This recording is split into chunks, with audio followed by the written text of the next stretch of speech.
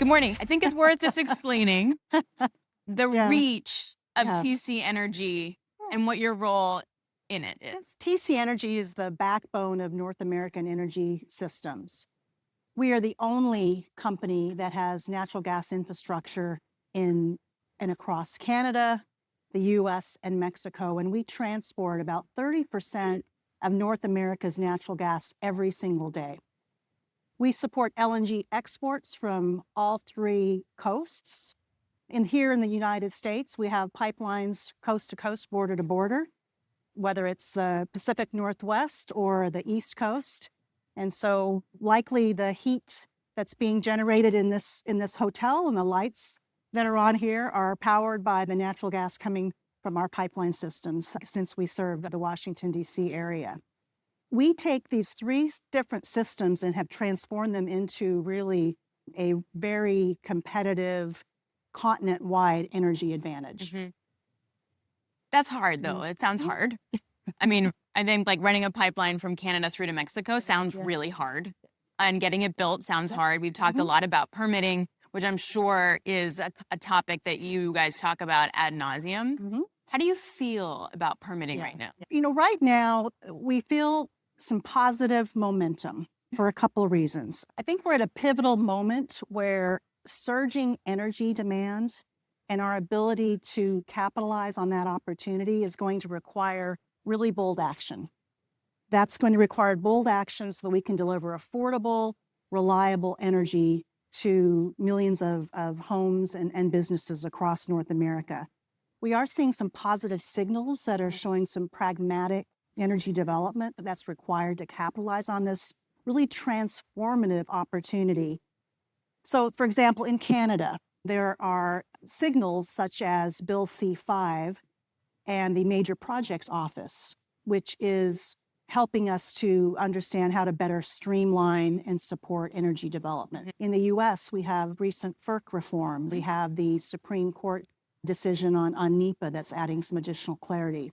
In Mexico, we have the president who released Plan Mexico that focuses on energy development and recent opportunities that we've embarked on with our Southeast Gateway project that is integrating more of the systems across North America. And of course, we just saw Canada and Alberta sign an MOU that's oil pipelines, but you know, there's like a little bit of movement.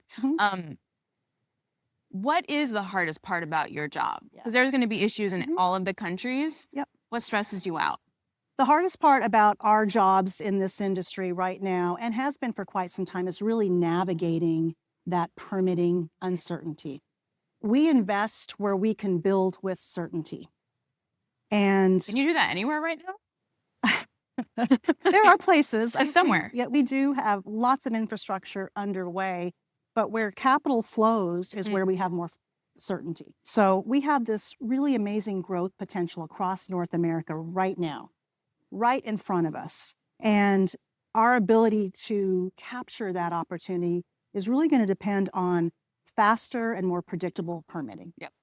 So as we think about that, where timelines are clear, capital is going to flow. And where they're not, projects will stall, they'll get delayed, they'll get canceled, and energy costs will rise. And so that's why I'm really excited about today's National Petroleum Council report. Actually, as we speak, our CEO, Francois Poirier, is going to be presenting a report at the National Petroleum Council that was co-created by TC Energy and other energy infrastructure companies to drive a framework for permitting reform. And so we're really excited about that. This is also news to me, guys. So can you tell me more about it? Yes.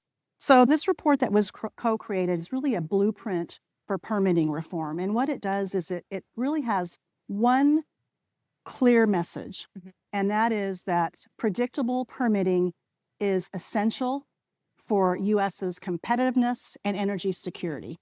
And it outlines some very practical solutions to drive permitting reform. Is it what we've typically seen, like Clean Water Act, NEPA reform? Is it that kind of? It is a lot of the same things, but very specific things, you know, clarifying NEPA's scope, reducing or eliminating excessive litigation. We heard some of that this morning as well. Enforcing very strict timelines, on approvals and eliminating duplicative reviews so that we can get our energy systems built while not compromising any environmental standards. Are you more optimistic today than you would have been 4 years ago on this topic?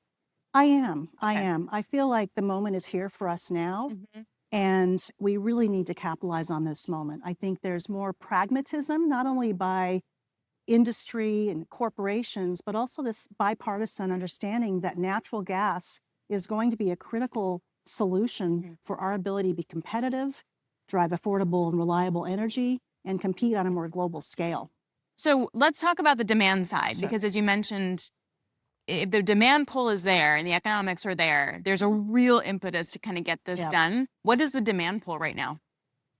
We forecast 45 billion cubic feet per day of incremental natural gas demand across North America by 2035.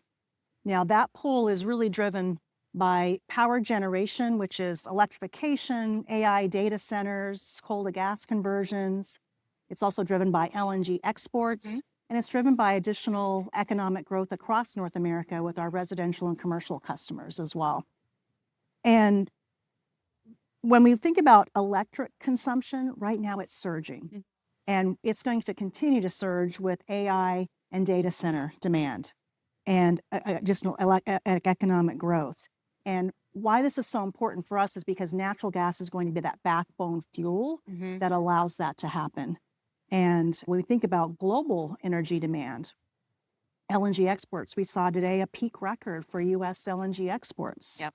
And we're going to see that continue to grow. We forecast about 39 BCF of growth in LNG exports alone across North America because our global allies and global markets want our affordable, reliable energy. Is there a distinction in the demand pull? Is it more LNG exports now? Is it more AI data centers? Or do you feel like the conversations you're having are pretty spread? They're spread. The largest demand driver is LNG exports, but the most fast accelerating demand is in the power generation sector because of that really surging demand for electricity consumption and the drive and the race for AI. When you take a look at the pipelines and that demand pull across North America, where is it stronger, or is it just sort of equal? It's everywhere. For LNG exports, we're seeing obviously the U.S. Gulf Coast is the largest exporter for LNG. The west coast of Canada, we're seeing quite a bit of exports out. We're going to see more exports out of the west coast of Canada. And then even in Mexico, there's emerging opportunities for growing LNG exports. So from an export perspective, it's on all three coasts and on all three countries. From a data center and electricity perspective, really the U.S. Midwest, Southeast as well.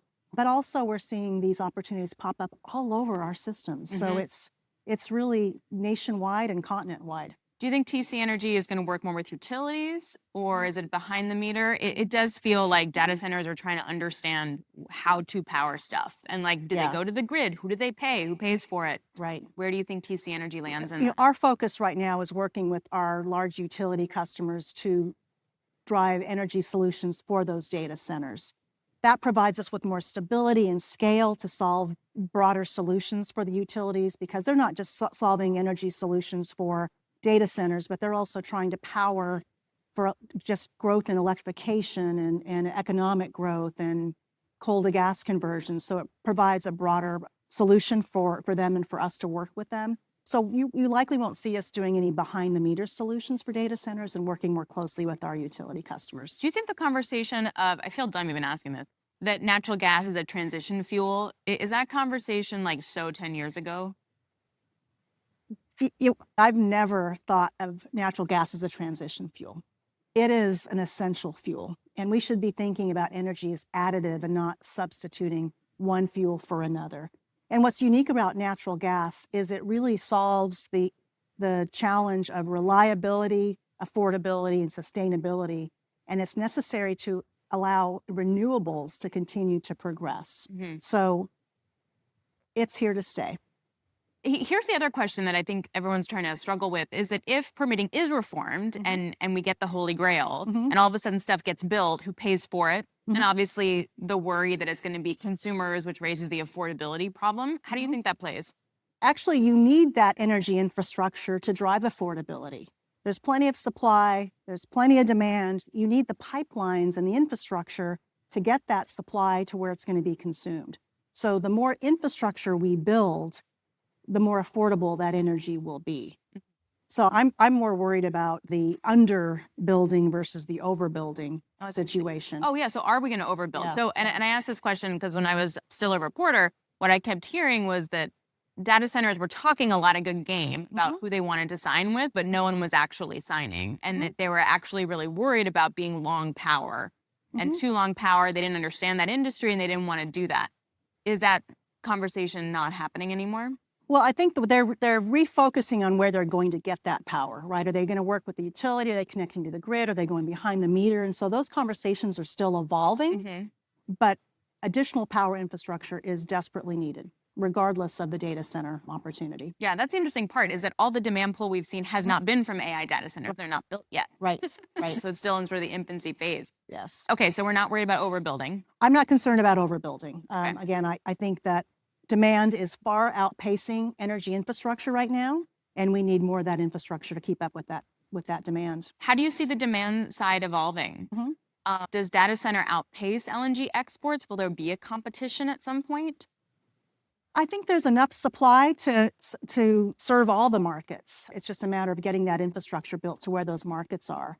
Right now, the largest component of growth is LNG export, but the largest consumer of natural gas is in the power generation sector. Right, interesting distinction. What gives you the positivity rate? It just feels a little different for me. I think, there's momentum related to more pragmatic policy that could evolve. I see more of the corporate change in approach related to how they view natural gas as an opportunity for them to continue to achieve their climate goals, but incredibly important to powering our economies. And I think that, from a global market perspective, natural gas is really a critical component for us to continue to grow as an energy powerhouse continent-wide. Navigating regulatory environments seems like the absolute worst job one could have. First of all, understanding the regulations, understanding it in different environments, and then actually being able to execute sounds horrific. How do you do that? Like, give me behind perspective at TC Energy and how that works. You have like a giant spreadsheet for North America of like this regulation, this state. As I mentioned, we operate and build pipelines in all 3 countries across North America.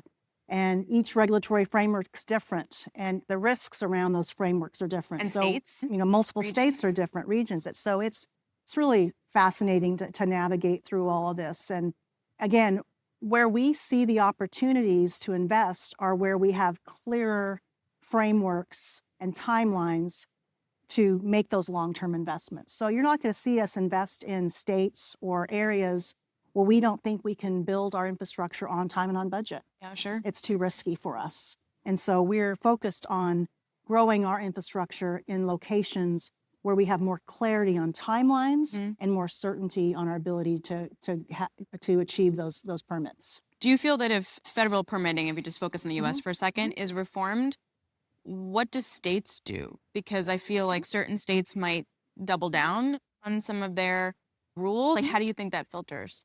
Yeah, we are regulated by the Federal Energy Regulatory Commission, and where we're focused on, obviously, is federal permitting reform. And any state delegated or federally delegated approaches to that would need to be addressed within that framework as well. We only have a few minutes left, but what is the hardest part of your job? Right. Like, we're optimistic. I get it. You got to sell it. I like it. But what's hard? The hardest part has always been working through and navigating the permitting framework. So do you have a map in your office? The map changes every day. She does have a map. I have a map. I have a giant Excel spreadsheet. What we're really focused on is how do we continue to grow our existing footprint? Because it's so much easier to permit along existing brownfield corridors than it is to address greenfield. Oh, good point. So does that mean that you're expanding? We're expanding all of our pipelines with compression, additional pipeline. But eventually we're going to need new pipelines to serve this growing demand. And that's where permitting reform and streamlining permitting is going to be critical and essential to capturing this really transformative opportunity for North America. If you use existing pipelines, what does that mean? Do you just build the pipeline bigger? Like, what is that? Well, we can do it many ways. You can either replace it with larger diameter pipelines. You can loop it, which means you build a parallel pipeline right next to it. And you also add compression to the pipeline system to be able to pressure up the pipeline to push more gas through the systems. Oh, that's interesting. So do you think that will, I know you said we need both, new and also expand. Yep. But do you think that the latter is where we're going to see more action in the short term? Well, right now we're primarily focused on our brownfield expansions to continue to grow with our utility companies, our LNG export customers, and all of our residential and commercial customers. But eventually the greenfield systems are going to need to be evolved in order to meet where this demand is going to go. Okay, so demand solid, feeling good about permitting. What else am I missing? I feel good about permitting, but as an industry, we have to continue to advocate and collaborate with a common voice to make sure we can get this over the goal line. So don't be complacent. Don't be complacent. Even if we're feeling better that it could happen, don't be complacent Absolutely. because you want to avoid the pendulum swing, right? And we have a time-bound opportunity for us to do that. Do you think if we get permitting reform, it eliminates the pendulum swing? Do you think that'll be part of it?